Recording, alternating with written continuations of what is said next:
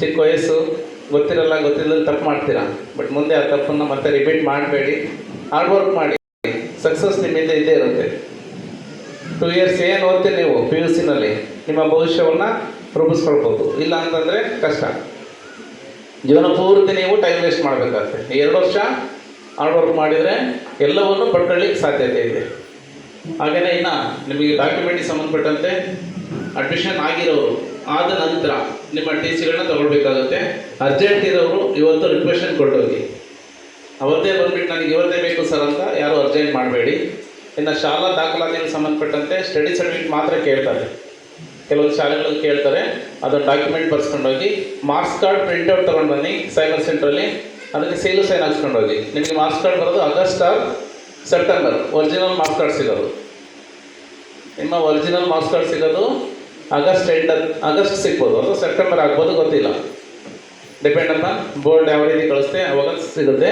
ಅದಕ್ಕಿಂತ ಮುಂಚಿತವಾಗಿ ನೀವು ಒಂದು ಕಾಪಿಯನ್ನು ಪ್ರಿಂಟ್ಔಟ್ ತೊಗೊಳ್ಳಿ. ರಿಸಲ್ಟ್ ಸೀಟ್ ಏನು ಬಂದಿದೆ ನಿಮಗೆ ಮೊಬೈಲ್ ನೋಡ್ಕೊಂಡಿದ್ರಲ್ಲ, ಆ ಸೀಟನ್ನು ಪ್ರಿಂಟ್ಔಟ್ ತೊಗೊಂಡು ಅದರಲ್ಲಿ ಸೀಲು ಸೈನ್ ಹಾಕ್ಸ್ಕೊಂಡು ಹೋಗಿ. ಅಡ್ಮಿಷನ್ಸಿಗೆ ಅಷ್ಟು ಸಾಕಾಗುತ್ತೆ. ಬೇಕಾದಂಥ ಶಾಲಾ ದಾಖಲಾತಿಯನ್ನು ಬಳಸ್ಕೊಂಡು ಹೋಗಿ. ಹಾಗೆಯೇ TC ತೊಗೊಂಡೋಗಂಥವ್ರು ಅಡ್ವಾನ್ಸ್ ರಿಕ್ವೆಷನ್ ಕೊಡಬೇಕು. ಅಟ್ಲೀಸ್ಟ್ 1 or 2 ಡೇಸ್ ಮುಂಚೆ ಕೊಟ್ಟು ಆಮೇಲೆ ತೊಗೊಂಡೋಗ್ಬೇಕು. ನೀವು ಲೆಟ್ರ್ ಕೊಟ್ಟ ಮೇಲೆ ನಾವು ರೆಡಿ ಮಾಡೋದು TCಯನ್ನು. ಇವತ್ತು ಯಾರು ಅರ್ಜೆಂಟ್ ಇದ್ದರೆ ನೀವು TCಗೆ ಅಜಯ್ ಸರ್ ಇರ್ತಾರೆ, ಅವ್ರಿಗೆ ಹೇಳಿದ ಮಾಹಿತಿನ ನೀವು ಅಲ್ಲೊಂದು ರಿಕ್ವೆಷನ್ ಇರುತ್ತೆ, ರೆಡಿ ಇರುತ್ತೆ.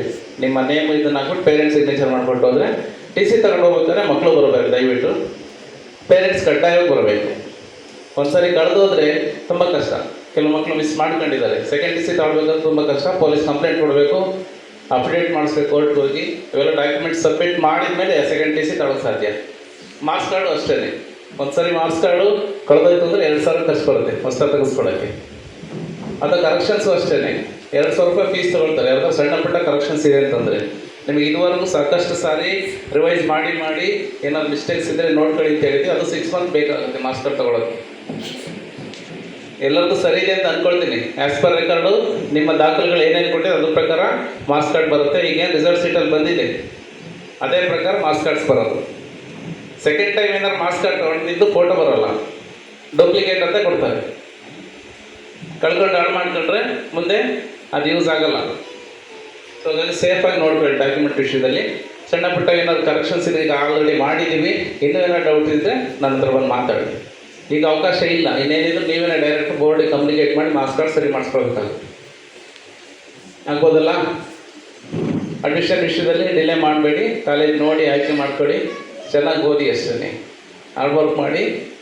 ಕಾಲೇಜ್ ಅಂದಮೇಲೆ ಇರುತ್ತೆ, ಇಲ್ಲಿಗಿಂತ ಜಾಸ್ತಿ ಚೇಷ್ಟೆ ಮಾಡ್ತೀರಾ. ಇಲ್ಲಿ ಮಾಡೆಲ್ ಶಾಲೆ ಸ್ಥಳೀಯ ಮಕ್ಕಳು ಮಾತ್ರ ಇದ್ದರು. ಈಗ ಜಿಲ್ಲಾ ಅಂತಕ್ಕೆ ಹೋಗ್ತೀರಾ, ಬೇರೆ ಬೇರೆ ತಾಲೂಕಿನ ಮಕ್ಕಳು ಅವ್ರಿವ್ರು ಫ್ರೆಂಡ್ಸ್ ಎಲ್ಲ ಆಗ್ತಾರೆ. ಅದಕ್ಕೆ ಅನುಗುಣವಾಗಿ ಅವ್ರ ಥರ ಹೊಂದ್ಕೊಂಡು ಬೇರೆ ಚೇಷ್ಟೆಗಳಿಗೆ ಹೋಗಿದಾಗೆ ಗಮನ ಓದಿನ ಕಡೆಗಿದ್ರೆ ಎಲ್ಲ ಸರಿಯಾಗುತ್ತೆ. Okay, good luck.